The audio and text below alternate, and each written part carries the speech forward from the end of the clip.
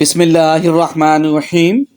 ناظرین، آج میں کچھ ایسی باتیں پیش کرنے جا رہا ہوں جسے سن کر آپ کی روح کانپ اٹھے گی اور دل دھڑکنے لگے گا، اور اس بات کا احساس ہوگا کہ ہم کس قدر غفلت کی زندگی گزار رہے ہیں۔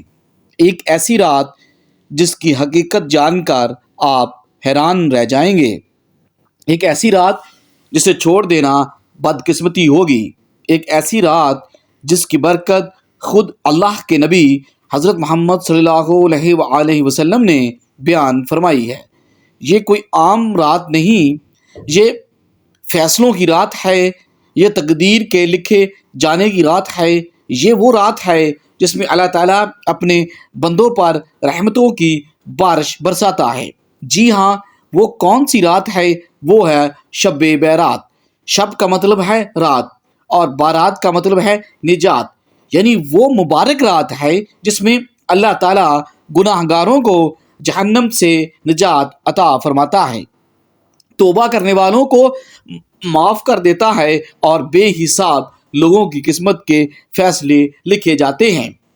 کیا آپ جانتے ہیں کہ شب برات کو میاں بیوی کا ایک ساتھ سونا کیوں ضروری سمجھا جاتا ہے؟ کیا یہ کوئی شرعی حکم ہے یا محض ایک روایت؟ اور اگر اس رات کوئی میاں بیوی ایک ساتھ نہ سوئے تو کیا کوئی نقصان ہو سکتا ہے؟ آج کی اس ویڈیو میں ہم آپ کو شب برات کے ایک ایسے پہلو کے بارے میں بتانے جا رہے ہیں جس پر شاید آپ نے پہلے کبھی غور نہ کیا ہو۔ کچھ باتیں سننے میں عام لگتی ہیں، لیکن جب ان کی گہرائی میں پہنچا جائے تو ان میں بڑے راز چھپے ہوتے ہیں۔ یہ ویڈیو آخر تک دیکھیں، کیونکہ ہمیں نہ صرف اس سوال کا جواب دینا ہے بلکہ شب برات کی اصل روح اور اس رات کے اصل و اعمال کے بارے میں بھی بتائیں گے۔ ناظرین، شعبان کی 15ویں شب برات کہلاتی ہے، یعنی وہ رات جس میں مخلوق کو گناہوں سے بری کر دیا جاتا ہے۔ تقریباً 10 صحابہ کرام سے اس رات کے متعلق احادیث منقول ہیں۔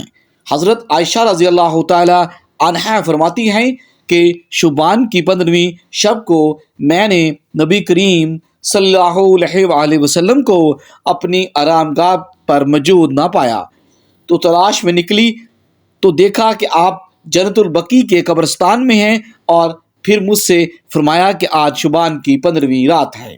اس رات میں اللہ تعالیٰ آسمان دنیا پر نزول فرماتا ہے اور قبیلہ بنو کلب کی بکریوں کے بالوں کی تعداد سے بھی زیادہ گناہ گاروں کی بخشش فرماتا ہے۔ یہ فضیلت والی راتیں شور و شغب اور میلے اجتماع منعقد کرنے کی راتیں نہیں ہیں، بلکہ گوشائے تنہائی میں بیٹھ کر اللہ سے تعلق استوار کرنے کے قیمتی لمحات ہیں۔ ان کو ضائع ہونے سے بچائیں۔ بہرحال اس رات کی فضیلت بے اصل نہیں ہے، اور سلف صالحین نے اس رات کی فضیلت سے فائدہ اٹھایا ہے، لیکن یہاں تک میاں بیوی کے ایک ساتھ سونے کا تعلق ہے، اس بارے میں کوئی مستند حدیث یا فقہی حکم موجود نہیں ہے جو اس عمل کو خاص طور پر لازم قرار دیتا ہو۔ تاہم اس موضوع کو مختلف زاویوں سے دیکھا جا سکتا ہے، جن میں شرعی، روحانی اور ازدواجی تعلقات شامل ہیں۔ نمبر 1، ازدواجی تعلقات اور عبادت۔ اسلام میں ازدواجی تعلقات کو عبادت کے درجے میں رکھا گیا ہے۔ ایک دوسرے کے ساتھ حسن سلوک اور محبت کا برتاؤ کرنا بھی عبادت ہے۔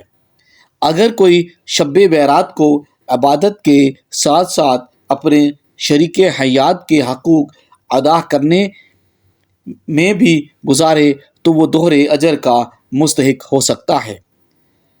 نمبر 2، شیطانی وسوسوں سے بچاؤ۔ میاں بیوی کا رشتہ مضبوط ہو تو شیطان درمیان میں داخل نہیں ہو سکتا۔ ایک ساتھ سونا میاں بیوی کے درمیان محبت کو بڑھاتا ہے اور دلوں میں الفت پیدا کرتا ہے۔ اگر کوئی اس رات محض عبادت میں مشغول ہو کر شریک حیات کو نظر انداز کر دے تو اس سے ازدواجی زندگی میں دوریاں پیدا ہو سکتی ہیں۔ مغفرت اور درگزر۔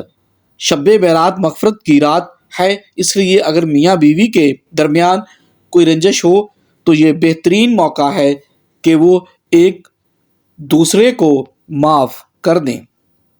حدیث نبوی صلی اللہ علیہ وآلہ وسلم کے مطابق اللہ تعالیٰ ان لوگوں کی مغفرت نہیں فرماتا جو آپس میں قطع تعلق رکھتے ہیں، لہٰذا میاں بیوی کو چاہیے کہ وہ صلح اور محبت کے ساتھ شب برات گزاریں۔ نمبر 4، ازدواجی تعلقات اور نسل انسانی کی بقا۔ ازدواجی تعلقات انسان کی فطری ضرورت ہے اور اس کا درست طریقہ نکاح کے ذریعے تعلق قائم کرنا ہے۔